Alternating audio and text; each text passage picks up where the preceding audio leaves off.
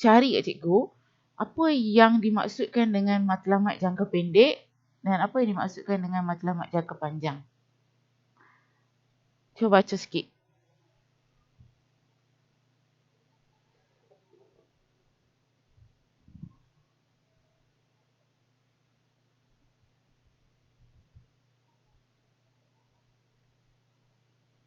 Okey, Archana. Archana ada tak? Okey, Archana. So, apa yang kamu faham tentang matlamat jangka pendek? Matlamat jangka pendek itu satu matlamat kewangan yang hendak didapat turun daripada setahun. Okey, bagus. Apa contoh-contoh matlamat jangka pendek? Pembelian komputer riba. Dia semua benda-benda yang kita nak beli dalam tempoh kurang daripada setahun. Maksudnya, kata contohnya kita target, okey, dalam tempoh 3 bulan ni aku nak beli iPhone. Contoh, okey, contohnya dalam 3 bulan kita nak beli iPhone. Jadi, kita dah ada tetapkan matlamat. Okey, selepas kita dah tetapkan matlamat, nanti baru kita nak nilai pula kedudukan keuangan kita. Jadi, apa-apa pun kita mesti tetapkan dulu matlamat kita. Okey, kalau matlamat jangka panjang tu, Syafinas? Matlamat jangka panjang melibatkan jumlah dana yang banyak. Contoh dia? Seorang individu perlu mempunyai simpanan untuk digunakan pada masa persaraan, pendidikan anak dan sebagainya. Okey, bagus. Jadi, matlamat jangka panjang ni dia nak tengok satu masa amount berapa banyak dalam tempoh 10 tahun, 20 tahun, berapa dia boleh jangkakan. Okey, macam contoh yang dia nak bersara kan. Bila satu hari dia nak bersara, cerita dia dah kerja lagi 20 tahun dia akan bersara. Jadi dia dah kena fikir dah siap-siap. Dalam tempoh 20 tahun tu berapa yang perlu dia simpan supaya nanti bila dia bersara dia ada amount sebanyak ni. Okey? Jadi kat situ kita panggil dia sebagai matlamat jangka panjang.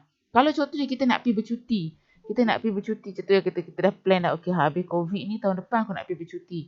Adakah itu matlamat jangka panjang ke matlamat jangka pendek?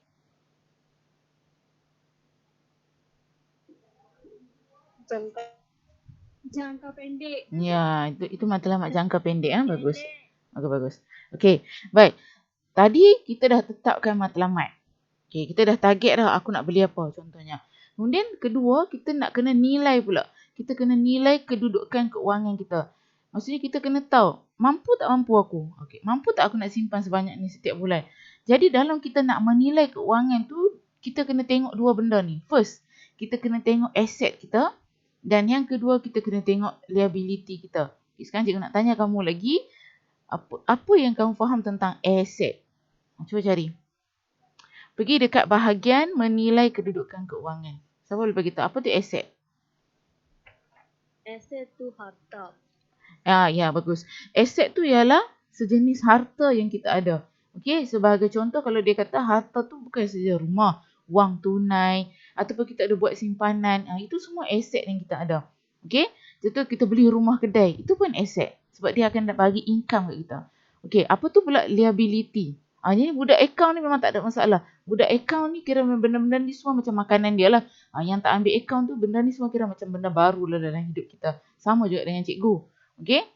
Jadi tapi benda dia asas saja. Dia tak detail sangat. Cuma kamu kena faham aset, kamu kena faham apa tu liability. Okey, apa tu liability? Hutang. Bagus. Liability tu adalah hutang. Semua jenis hutang yang kita ada. Tak semestinya hutang tu hanya kita sempit ke fikiran kita, hutang tu aku pinjam bank je. Tak.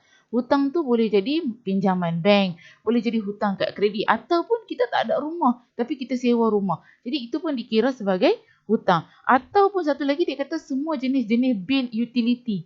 Bil elektrik ke, bil air ke, itu semua dikategorikan sebagai hutang. Jadi kenapa cikgu saya nak kena tengok ni semua? Bila kita tengok ni semua baru kita boleh tahu kita boleh capai tak matlamat tu. Matlamat yang kita nak beli sesuatu. Okey? Proses yang ketiga adalah kita nak mewujudkan pelan keuangan. Bila kamu dah tetap matlamat, kamu dah nilai kedudukan keuangan dan yang ketiga kamu nak wujudkan pelan keuangan. Okey, nanti seterus-terusnya lepas ni kita akan belajar macam mana kita nak buat pelan keuangan. bagi satu-satu situasi. Jadi lepas ni, bila kamu keluar daripada sekolah, kamu dah kerja, kamu pun boleh buat pelan keuangan sendiri. Supaya kita tak mau jadi macam kalau kamu tengok dalam paper kan. Berapa ramai graduan lepasan graduan ni, bila dia dah baru kerja 2-3 tahun, tapi dia hutang lebih banyak daripada pendapatan. Aset tak banyak, tapi hutang yang banyak. Sebab apa? Sebab dia nak memenuhi kemahuan daripada keperluan. Macam contoh dia tengok, iPhone baru dah keluar. Dia pun sibuk-sibuk nak beli juga. Padahal dia tak tengok, dia tak nilai keuangan dia, kedudukan keuangan. Sebenarnya dia tak mampu pun sebab hutang dia dah banyak. Tapi dia still nak beli sebab dia nak tunjuk. Kita jangan jadi macam tu. Jadi sebab itulah kenapa, walaupun tajuk ni macam dia ada kena-mengena dengan budak akaun, tapi kita kena belajar. Semua orang kena belajar. Supaya kita boleh tahu. Esok bila kita dah keluar daripada, kita dah kerja, nanti kita tahu nak urus keuangan kita dengan baik. Supaya kita takkanlah masa muda kita dah dikategorikan sebagai muflis. Okey. Jadi next kita tengok mewujudkan pelan keuangan. Pelan keuangan ni ada dua jenis. Pertama dari segi pendapatan. Pendapatan tu maksudnya income kita. Income ni ada dua jenis income. Dia panggil pendapatan aktif dan juga pendapatan pasif. Okey, sekarang cikgu nak tanya kamu. Apa tu pendapatan aktif? Gaji. Bagus. Gaji tetap lah. Maksudnya, macam mana? Allowance commission. Okey, maksudnya gaji bersih. Semua total gaji setiap bulan fix kita dapat berapa. Contohnya kita kerja satu tempat tu. Contohnya katalah kita jadi setiausaha. Satu company. Tu kita kerja. Gaji bulanan yang kita dapat itu kita panggil sebagai pendapatan aktif. Setiap bulan tak berubah. Bukan tak berubah. Dia naik tu naik tak apa. Maksudnya dia takkanlah bulan ni tak dapat terus. Tak ada. Maksudnya setiap bulan kita tahu kita dapat gaji. Jadi itu kita panggil pendapatan aktif. Macam mana pula kalau kita panggil pendapatan pasif? Apa tu pendapatan pasif? Bonus. Okey, pendapatan pasif tu macam mana? Bonus lagi? Contohnya pendapatan pasif ni. Pendapatan pasif ni yang bukan setiap bulan. Dia bukan setiap bulan fix. Kadang-kadang kita dapat. Kadang-kadang ada bulan tu kita tak dapat. Contohnya macam kita buat part time lah. Contoh okey. Kita dah kerja. Tapi pada masa yang sama, contohnya balik pada kerja tu kita buat part time. Contoh kita buat business online. Online business kan. Kita buat sikit. Tapi pendapatan dia tak tetap. Dia tak sentiasa kita dapat. Macam setiap bulan nak dapat 300 tak. Okay, jadi kat sini kita panggil tu sebagai pendapatan pasif. Kalau ada pendapatan, maksudnya mesti ada perbelanjaan. Maksudnya bila kita dapat duit, kita dapat income, mesti kita nak berbelanja. Jadi kat sini kita pun ada, dia panggil sebagai perbelanjaan. Perbelanjaan ni pun ada dua jenis, perbelanjaan tetap dan perbelanjaan tidak tetap. Okey, apa itu perbelanjaan tetap? Perbelanjaan yang mesti dibayar. Yes, perbelanjaan yang mesti dibayar. Maksudnya setiap bulan tu mesti ada. Setiap bulan tu mesti wajib bayar. Okey, apa contoh dia perbelanjaan tetap? Insurans rumah, bayaran insurans. Okey.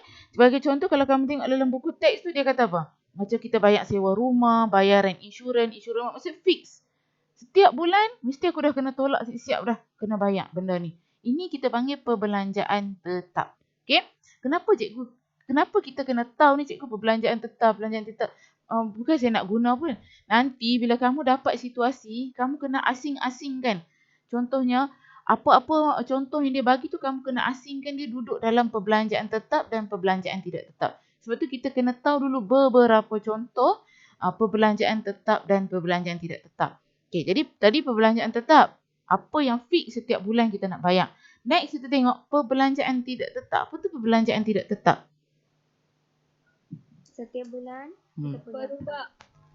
Payment semua akan berubah. Ya, dia mungkin boleh berubah-ubah ataupun mungkin kita bulan ni kita nak kurangkan sedikit. Contoh cikgu bagi satu situasi ya. Contohnya kita nak beli apa tadi kita kata contoh kita nak beli iPhone. Kita nak beli iPhone kita dah bajet dah. Oh setiap bulan aku kena dalam tempoh 6 bulan aku nak beli iPhone. iPhone RM4 yang baru dah. Nah, berapa? RM5,000 kata bilah. RM4,000. Okey. Oh RM5,000 lah. Gila bapak RM5,000. Okey. Katalah RM5,000. iPhone 12. RM5,000 lah. Okey, katalah kita nak beli dia RM5,000 dalam tempoh 5 bulan. Okey, 5 bulan akan datang, sure aku akan beli iPhone 12.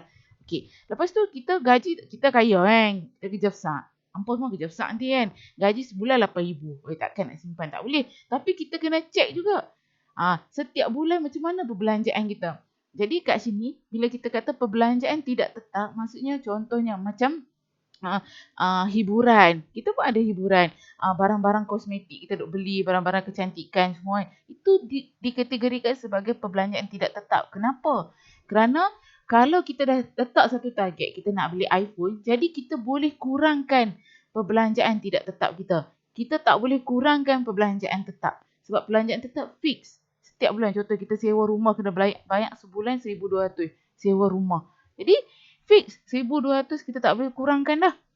Tetapi kita boleh adjust pada perbelanjaan tidak tetap supaya kita boleh masukkan sebagai simpanan dalam tempoh 5 bulan, sure kita dah boleh beli iPhone.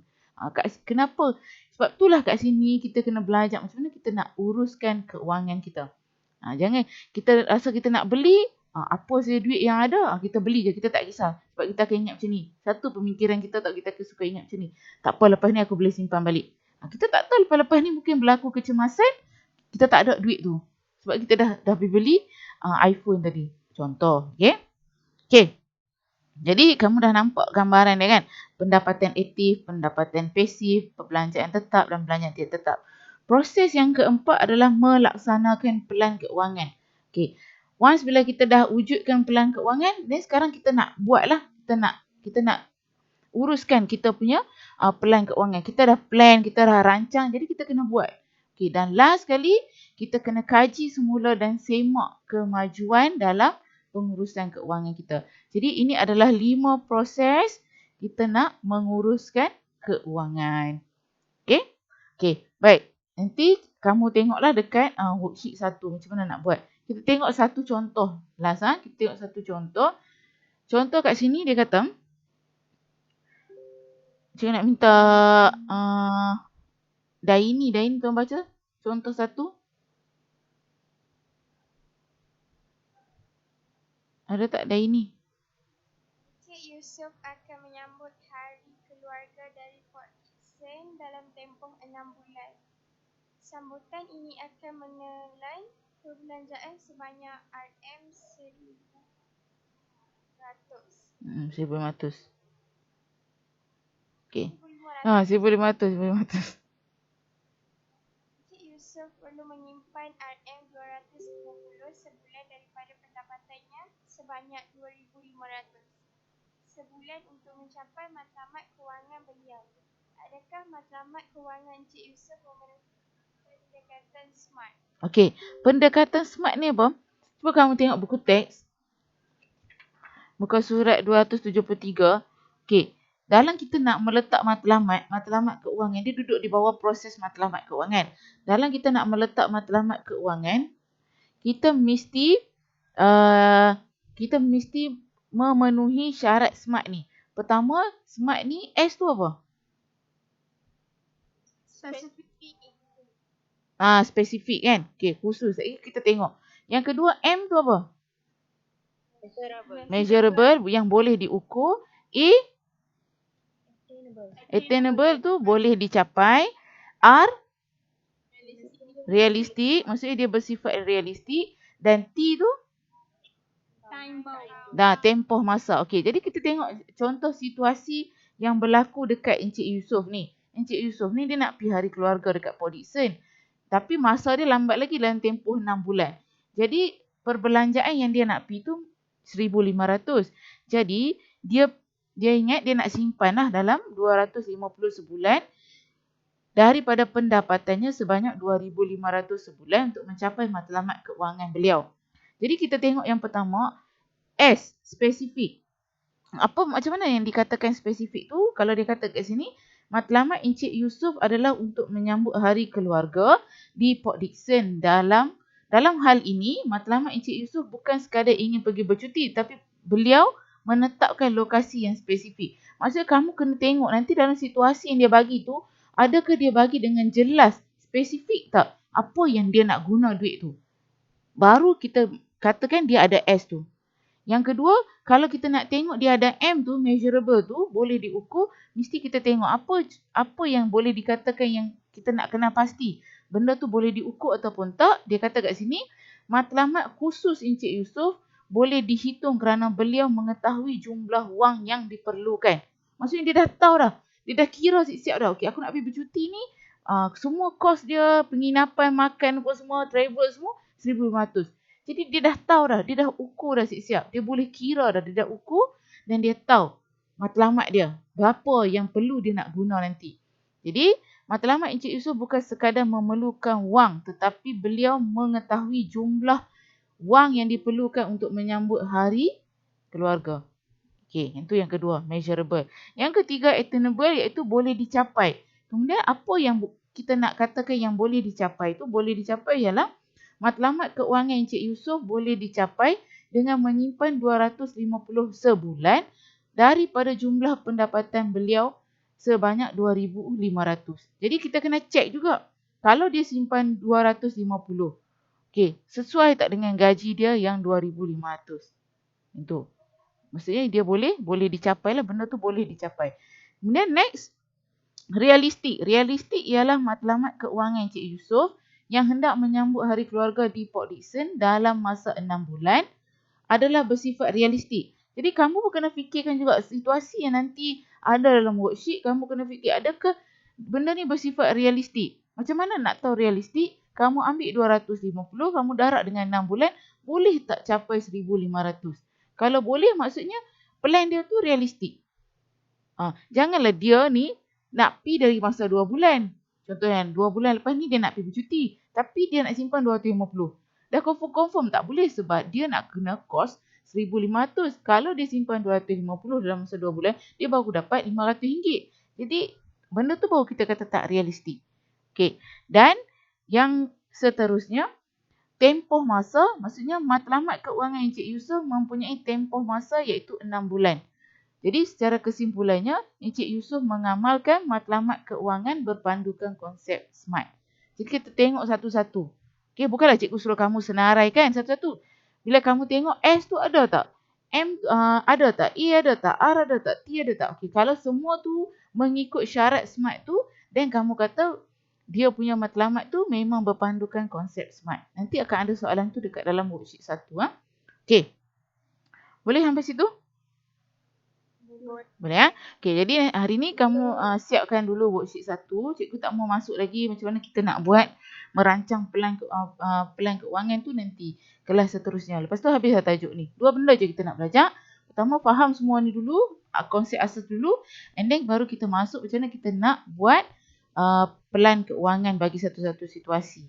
So itu saja untuk hari ni. Nanti cikgu hantar worksheet. Ya.